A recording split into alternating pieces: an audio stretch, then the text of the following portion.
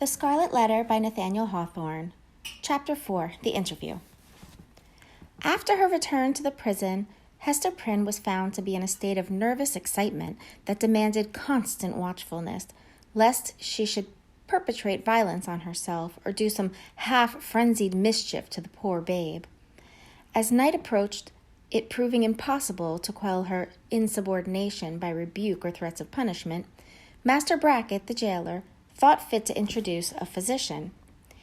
He described him as a man of skill in all Christian modes of physical science, and likewise familiar with whatever the savage people could teach in respect to medicinal herbs and roots that grew in the forest. To say the truth, there was much need of professional assistance, not merely for Hester herself, but still more urgently for the child, who, drawing its sustenance from the natural maternal bosom, seemed to have drank in with it all the turmoil, the anguish and despair which pervaded the mother's system. It now writhed in convulsions of pain, and was a forcible type, in its little frame, of the moral agony which Hester Prynne had borne throughout the day. Closely following the jailer into the dismal apartment appeared that individual, of singular aspect, whose presence in the crowd had been of such deep interest to the wearer of the Scarlet Letter. He was lodged in the prison, not as suspected of any offense, but as the most convenient and suitable mode of disposing him, until the magistrates should have conferred with the Indian sagamores respecting his ransom. His name was announced as Roger Chillingworth. The jailer, after ushering him into the room, remained a moment, marveling at the comparative quiet that followed his entrance, for Hester Prynne had immediately become as still as death, although the child continued to moan.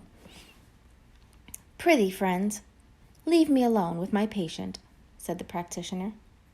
"Trust me, good jailer, you shall briefly have peace in your house, and I promise you Mistress Prynne shall hereafter be more amenable to just authority than you may have found her heretofore."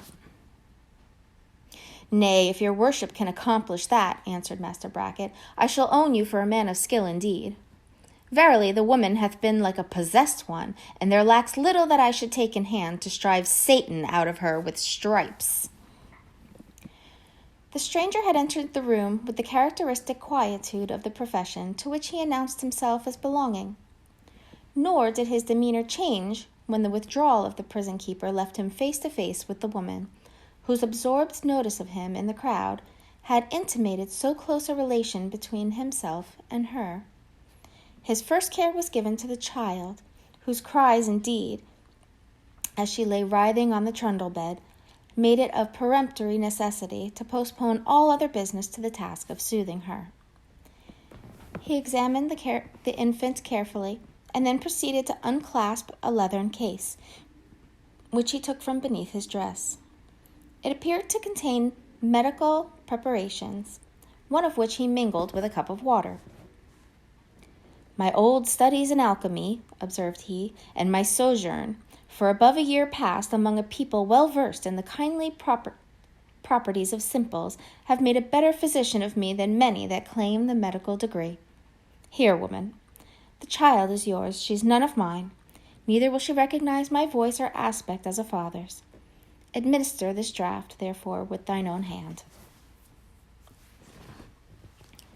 Hester repelled the offered medicine, at the same time gazing with strongly marked apprehension into his face.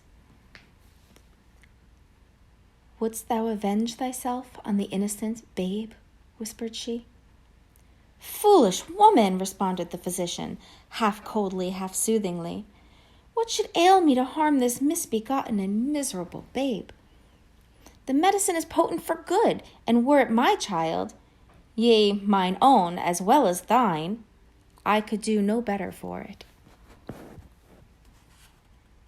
As she still hesitated, being in fact in no reasonable state of mind, he took the infant in his arms and himself administered the draught. It soon proved its efficacy and redeemed the leech's pledge. The moans of the little patient subsided.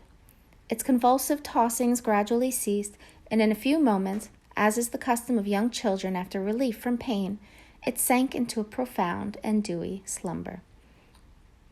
The physician, as he had a fair right to be termed, next bestowed his attention on the mother. With calm and intense scrutiny, he felt her pulse, looked into her eyes, a gaze that made her heart shrink and shudder, because so familiar and yet so strange and cold. And finally, satisfied with his investigation, proceeded to mingle another draught.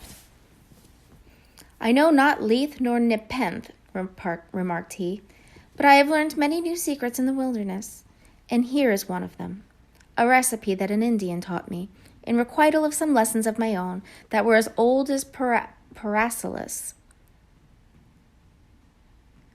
Drink it. It may be less soothing than a sinless conscience. That I cannot give thee, but it will calm the swell and heaving of thy passion, like oil thrown on the waves of a tempestuous sea." He presented the cup to Hester, who received it with a slow, earnest look into his face.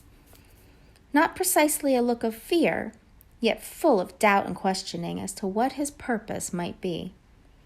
She looked also at her slumbering child. "I have thought of death," said she, "have wished for it, would even have prayed for it, were it fit that such as I should pray for anything. Yet if death be in this cup, I bid thee think again, ere thou beholdest me quaff it. See, it is even now at my lips." "Drink then," replied he, still with the same cold composure. "Dost thou know me so little, Hester Prynne? Are my purposes wont to be so shallow?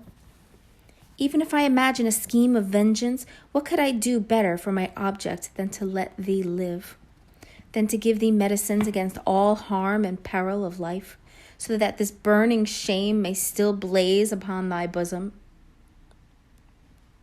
As he spoke, he laid his long forefinger on the scarlet letter, which forthwith seemed to scorch into Hester's breast, as if it had been red hot.